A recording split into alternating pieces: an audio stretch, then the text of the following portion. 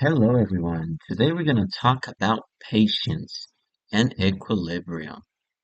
So, patience is the most important thing that there is within our life, with our relationship with each other. We should try to help one another and we should try to bring this culture of community, of friendliness, everywhere we go. However, patience has its limits. Especially if you are someone who's trying to make a point or you're trying to demonstrate a reasoning or you're trying to teach something.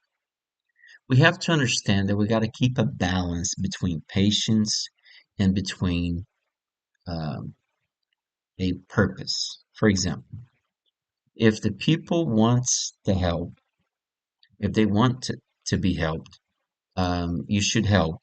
If they don't want to help, you should still help. However, in order to guarantee stability in your relationships, it's also essential for you to have a limit to patience. Let me give you an example. If we don't have a limit, if we don't have a barrier, people do whatever they want to do. They no longer respect anything. So it's important for there to be a barrier, to be a limit to patience. For example, we live in a universe where there is suffering. So one question people have, well, why do we suffer? Well, thankfully, simply because if there's no suffering in life, we would have no respect for anything. The struggles we have in life and all things that we have to overcome guarantees that we will respect what is right and reject what is evil. So even the universe itself has limits to its patience embed in the nature of all things, of all reactions, of all circumstances. So it's important to remember that if even the natural world, even if the cosmos has a limit to its patience in order to educate its beings, we also should have limits to our patience as well. So you should try to help, like I said, you should always try to go well and beyond what anybody could do, but there's got to be a limit. There's got to be a law. There's got to be something to follow. And there's got to be a consequence for not following these directions.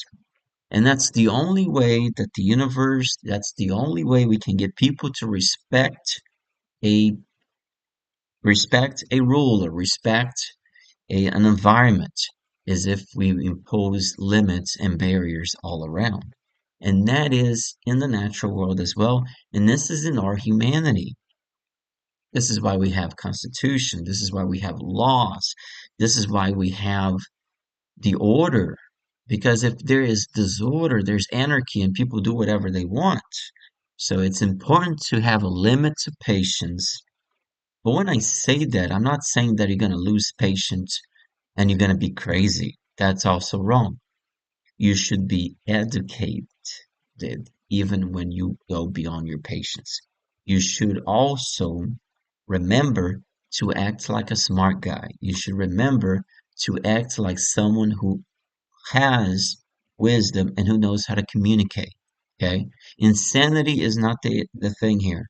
You have to maintain your balance between the extremes always.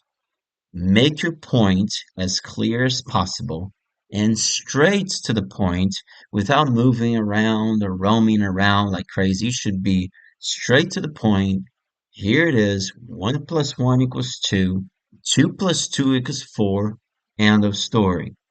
Of course, you have room to make some philosophy and discuss things here, and there, but you got to make a point. You got to make a clear goal to follow and you gotta have rules and you gotta have barriers in order for you to have prosperity in everything you do and say. It's always important to keep a check on everything you say because words have power and you gotta keep a check in everything you do and also about your nonverbal communication.